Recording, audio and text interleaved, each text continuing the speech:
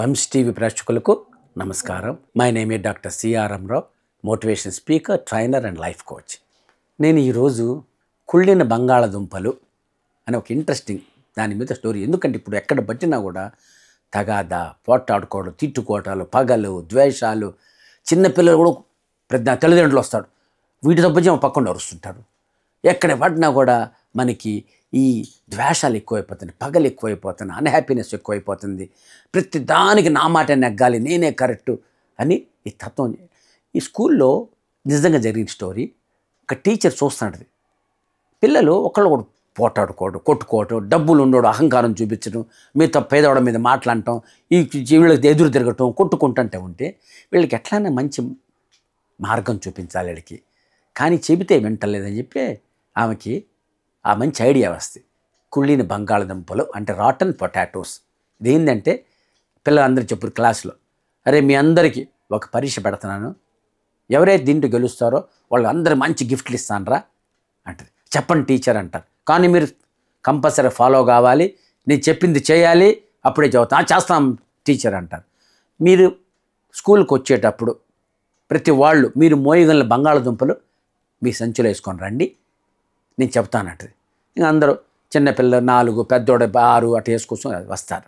వచ్చిన తర్వాత ఏంది చెప్పండి టీచర్ అంటారు. ఏమి లేదు, ఇవాళ మండే, నెక్స్ట్ మండే దాకా ఈ బంగాళదుంపల్ని మీరు మోసుకొని రావాలి. కష్టం వచ్చినా వాడిని తీసేయకూడదు, పారేయకూడదు, వదిలిపెట్టకూడదు.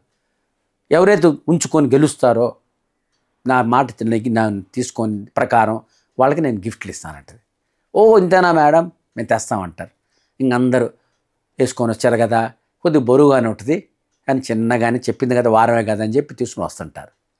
2వ రోజు అయింది, 3వ రోజు అయింది, ఆ బంగాళదుంపలు కొల్లటం స్టార్ట్ అవుతుంది. 4వ రోజుకి కొంచెం బ్యాడ్ స్మెల్ స్టార్ట్ అవుద్ది. 5వ రోజుకి రాటన్ పొటాటోస్ అవి హైడ్రోజన్ సల్ఫైడ్ గ్యాస్ కుళ్ళిన స్మెల్ వస్తుంటుంది అనమాట. ఆ స్మెల్ తట్టుకోలేకపోతుంటారు. ఇంకా 5వది, 6వ రోజు బరువు ఎక్కువ, ఆ కుళ్ళిన స్మెల్ తట్టుకోలేక చాలామంది అయ్యా ఎట్లారా అని పడేస్తుంటారు. 7వ రోజు కొంతమంది ఓర్చుకొని తీసుకొని వస్తారు. మేడం ఈ భరించలేకపోతున్న ఈ స్మెల్ని, ఎంతో బ్యాడ్ స్మెల్, మోయలేకపోతున్నావు, బరువు స్మెల్ తట్టుకోలేక అంటే, సరే నాయన ఎవరెవరికి ఉంచుకున్నారు చూపిస్తారు. అప్పుడు వాళ్ళకి గిఫ్ట్లు ఇస్తే, దీని నుంచి మీరేం తెలుసుకున్నారా బాబు అంటది.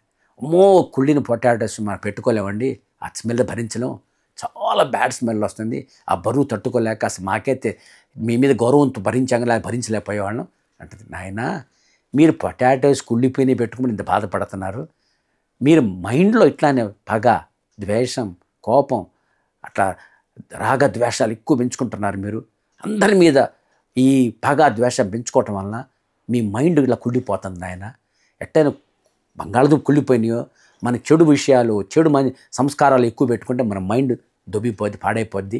దాంతో మీకు ఉన్నది ఎంజాయ్ చేయలేరు, జీవితం అంతా అగమ్యగోచరంగా మన ఆరోగ్యాలు దెబ్బతింటాయి. కాబట్టి ఈ కుళ్ళిన దంపుల బంగాళం ఎలా పడేసేసామో తట్టుకోలేక మనం కూడా మన మనసులో ఈ పగ, ద్వేషం, రాగాన్ని తగ్గించేసుకోండి, తీసేసేయండి. ఎందుకంటే తప్పు చేయటం మానవ సహజం, క్షమించడం భగవంతుడు. So erring is human, forgive is divine. So దేవుడు కూడా మనకి ఎప్పుడైనా వచ్చాడు, మనం క్షమించండి, forgive and forget, you will never regret అంట. క్షమించి వదలండి, ఎందుకంటే తప్పు చేయటం మానవ సహజం, దాన్ని తెలుసుకోండి. మళ్ళీ తప్పు చేసి తప్పు చేయండి, అనవసరం కూడా దూషించువాకండి. మనసా వాచా కర్మణ, మాటలతో కానీ చేతలతో కానీ మన చేసే పనులతో కానీ. అట్లానే ఎప్పుడు నలుగురు మంచి చేయండి, పిల్లలు కూడా అన్యోన్యంగా ఉండండి. జీవితంలో ఆనందం అంటే ఎక్కడో లేదు, ప్రేమ, అనురాగం, ఆప్యాయత. మీ పిల్లలు తెలుసుకుంటారా, ఎట్టే రాటన పొట్టాడేసి తట్టుకులా పడేసావు, మీ చెడు సంస్కారాలు మా ఇంట్లో తీసేసేయండి. అందరూ ఒకళ్ళు అన్యోన్యంగా ఉండి జీవితం అంతా ఆనందమయంగా చేసుకుంటారా. మీరు చేసుకోవాలి, పిల్లలు అన్యోన్యంగా బ్రతకాలి, పెద్దవాళ్ళందరూ కూడా ఒకళ్ళొకరిని ఆప్యాయంగా పెంచుకొని ఈ రోజులు ఎక్కడ పడిన అన్నదమ్ములు తగాదాలు, అక్కజీలు తగాదాలు, ప్రతి వాడికి రాగద్వేషాలు. 10 ఏళ్ల క్రితం ఉన్న మాట గుర్తుపెట్టుకుని ఒళ్ళు గుల్ల చేసుకుంటున్నాడు.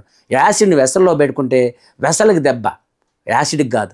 అట్లానే మన బాడీలో, మన మైండ్లో పెట్టుకుంటే ఈ పగ, ద్వేషాలు, ఈ కోపతాపాలన్నీ మనకి ఒళ్ళు గుల్లైపోయి ఉన్నది కూడా ఎంజాయ్ చేయలేక అశాంతి కొని తెచ్చుకొని రోగాల బారిన పడి జీవితం అంతా అగమ్యగోచరం చేసుకున్నాం. కాబట్టి మీరు కూడా పిల్లల్లాగా ఆ రాటను పట్టాడు తెలుసుకొని ఈ కుళ్ళిని ఆలోచన తీసేసుకొని మీరందరూ ప్రేమ, అనురాగం, ఆప్యాయత పెంచుకొని అందరూ అన్యోన్యంగా ఉండాలి, నలుగురు పిల్లలు కూడా మన మార్గదర్శకంగా ఉండాలని చెప్తూ మీరు అందరూ ఆనందంగా బతకాలని కోరుకుంటూ సెలవు తీసుకుంటున్నాను.